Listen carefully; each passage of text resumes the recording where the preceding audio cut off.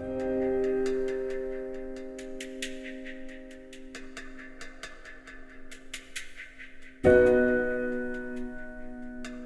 seek to amend this legislation not because I take it or I take lynching lightly, but because I take it seriously. And this legislation does not.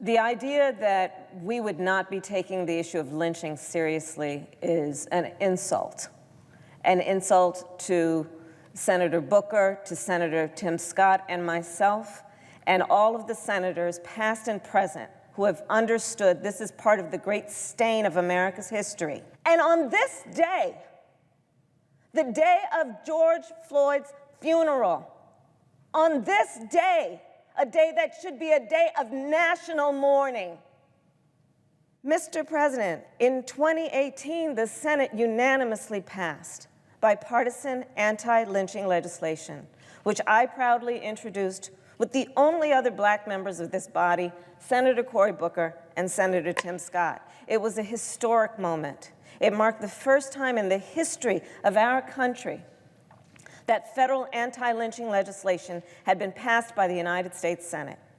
It passed again by unanimous consent in 2019. Senator Paul is now trying to weaken a bill that was already passed. There's no reason for this. There's no reason for this. Senator Paul's amendment would place a greater burden on victims of lynching than is currently required under federal hate crimes laws.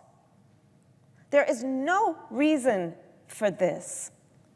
There is no reason other than cruel and deliberate obstruction on a day of mourning.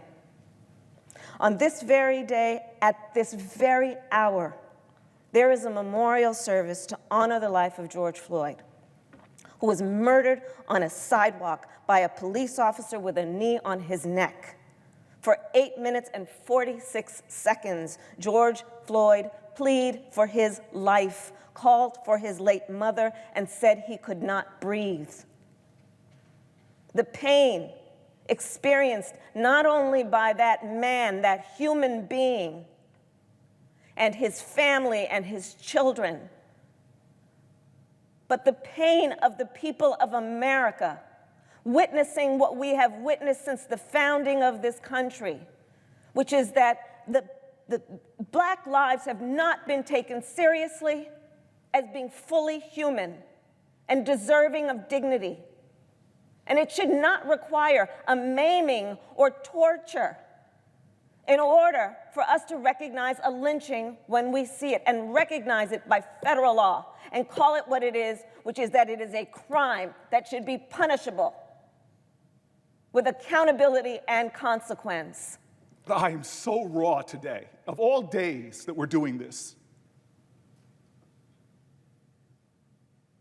Of all days that we're doing this right now, having this discussion, when, God, if this bill passed today,